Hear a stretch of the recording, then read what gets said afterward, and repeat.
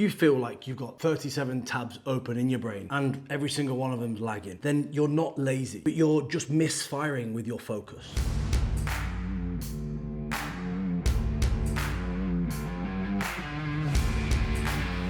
In this video, if you stick around, I'm gonna give you the 8 hacks that I've put together that got me from a scattered strength coach to an actual pro business owner. And that is exactly what my mission is right now, to help as many people as possible to start being professional in business and drive it towards the place that they actually want to be. And look, this is without relying on some crazy discipline level or caffeine or fake apps that are gonna get you to the next golden moment. I've built and scaled an online strength business. I sold my strength gym last year, and I've done all of this whilst juggling ADHD, 2 kids, a dog, holidays, and everything else that people try and juggle and feel like they're always burning out. And I did burn out, but I've rewired and restructured these strategies that I'm going to share with you, and they are tried and tested with myself and the guys that I'm working with. So put these into practice and they will work for you as well. And these hacks are new. They are not some fairy dust magical moments. They are real life stuff that you can implement. So let's get into it. And just for the note, before these, I was firefighting all the time. I was a busy fool at points. I was second guessing everything that I was doing. And I just didn't know what I needed to do, but I knew I was capable of more. And these are the levers that flipped that. So hack number 1 is the not to-do list. Now, people are always doing a to-do list, right? They're always writing down what they need to do and how they need to approach the next thing that they're focused on. But one of the best things, and I learned this a long time ago, is to write a list of things that you don't want to do, the things that you are going to stay away from. Because often people are too focused on the thing that they're doing and their list gets bigger and bigger. And they're still being distracted by the other things that should be on their not to do list. So have a list of things that you will not do, that you will hold yourself to. And you will start to build that picture of exactly the things that are going to stop you moving forward. Then if you're going to do them, the only person to blame is you, and it is clear, outlined, and you know exactly what they are. Number 2 then is to create triggers. So these are, and I swear by these completely, because it's understanding that to do different things, you need to be in different flows. I speak to so many people that are stuck creating content and they've just come away from somebody, let's say they've had an argument on the phone with a phone bill that they're trying to fix, whatever. They are not getting in the right flow state. Now, these ways of strategizing this could be that you sit in a certain chair to write your ideation down for your content that you're going to be creating. It could be that you go for a walk, for a 15-minute power walk, and listen to a certain music track that gets you fired up, ready to film content. Whatever it is, but have these triggers that you set yourself into to get you ready for the next flow. And when you come to then create your content or do your sales call, whatever it is, you have triggers that you have mentally got yourself into to be able to do that effectively and efficiently. Number 3 is to do the hard things first. So start on hard mode. Like, there's no point in starting your day easy. You don't get strong by lifting something light. Do the stuff that makes you gulp first. Do the stuff that you have to go out your way to complete. And you know you can then turn around and be like, I'm glad I did that. I've put myself forward. Rather than pushing it to the back and then probably never doing it. All you're doing there is you're just weakening yourself. And you need to put things first that are going to be the big movers, the big powerful things that you are proud to have done. Plus you have earned that stripe to be able to then move on to the easier things afterwards. Okay, hack number 4 then. This is ultimately to be hard to reach.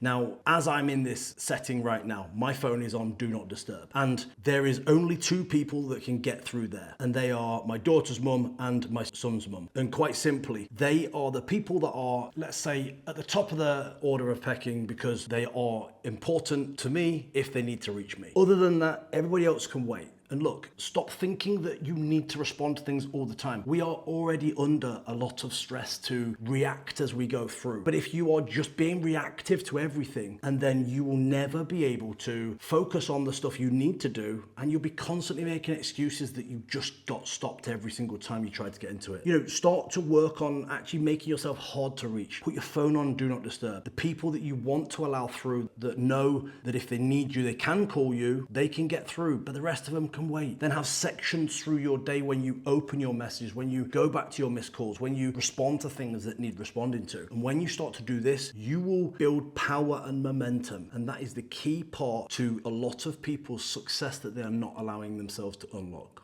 Number 5 then is to turn up the pressure. Now, I do things where I'll have a sprint towards something. I typically, a typical ADHD, I guess, like to do things last minute, but that puts me under pressure. It's actually the way I work best. So when you're working towards something, have short deadlines, have short sprints, have points where you're just turning that pressure upon yourself to actually react to those things so that you are pushing yourself more than normal. Because if you're anything like me, long periods of timelines and deadlines actually start to you lose the buzz and you lose that flow. So turn the pressure upon yourself. Maybe at some point, go out into a coffee shop, charge your laptop, but don't take that laptop charger with you afterwards. So that's another way of constraint of your time. Like when that runs out, you're done. So you need to speed things up. It's all the little things that will matter towards the bigger picture. Hack number 6, back to count then. This is one that I have done for years, and I like to talk about it like this, but you need to design your perfect week. Now, this comes down to blocking the things in your diary that matter and that move things. If they don't matter or they don't move things, get them out, or at least do them last. You need to put things in your diary that are moving the needle forward. It is time for you to work on yourself and your business. It is moving parts of your business. For me, a massive thing is creating content to help you guys and to make people aware of exactly what I do and how I can help them. That is a key part of anybody's business. Then there's other parts that you need to be doing, but make sure that you block your times and have theme days or whatever it is to actually get you into that flow state and understand what you are attacking at each point. Have it in your diary and stop being a dinosaur and thinking that I'll just do it when I do it, because that really doesn't work. And there's a lot of people that are still saying that same type of thing. I will do it at some point tomorrow. But just remember, the people that say that are most likely the people that are not really getting anywhere. Okay, so hack number 7. I've committed to doing each one with my fingers now, so I'll carry on. But this is to train your algorithm. Now, I'm talking about your algorithm, the things that you see. As you know, social media is an algorithm that starts to show us things that we like to see. But train your actual own algorithm by seeing the things you want to see and not seeing the things you don't want to see. I mean, this may even start on social media, where if things are on your feed that are not good for you, have the balls to actually turn them off, click the dots and say, I don't want to see this content anymore. But then we move on to the stuff that we can control more on the external world that you are taking in that you really shouldn't be. For example, you could be getting involved with shit that you just don't need to get involved with. It's draining your energy, it's taking your attention. I'm a massive fan of saying I don't watch the news because it's full of shit. It's one of those things that I don't know why people watch it, if I'm completely honest, and if you do, please message me and let me know why. But the way that I see this is that it's just stuff. It's filling my head. I don't need to know about it. And it's never really anything good.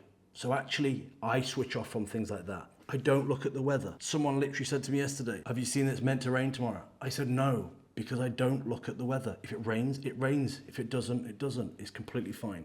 But this is how you manage and control your algorithm so that you take in the stuff that makes you a better person. And number 8 is to gamify your business and your days, because I've put this into play with my guys recently and it has completely changed the game. If you gamify your work and your drive, your workspace and everything, it becomes so much more appealing and you're driving to do better each time. But look at the way that within your work that you set your goals, that you create milestones, that you keep yourself from getting distracted, score yourself on things, and have systems within your business that are keeping you progressing, but not sort of distracting you and taking you off track. Because when you start to do a job that feels like fun, then you're happier, you are more motivated, you're more passionate. Too often people are not seeing this as a problem and they're just grinding through. But make it fun, make it something different, and you'll see the difference within yourself. And if you're thinking that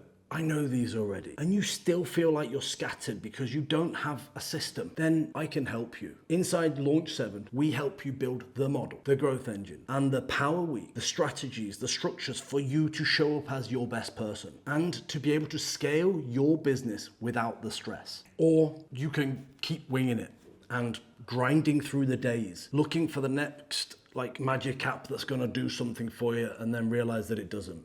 For us inside Launch 7, it's about doing what's needed and doing what moves the needle forward, as opposed to showing up and feeling like you're not actually in a business that you ever wanted to set up, but you just feel like you're working for someone. So look, if you want to find out about how you can apply to work with me, then find me on Instagram and message me the number 69 and I'll send over a couple of questions and then we can take it from there. But if you still need more time and you want to see inside how we work and what we do, then don't worry, I can get you inside my community. Just go onto Instagram and send me the message juicy. And when you send me that, I will get you into the content creation system that I have built, which is an absolute game changer for all the guys that are in there, and you can have some of that too. Now, if you want any of those, go for it. Or if not, you can continue winging it.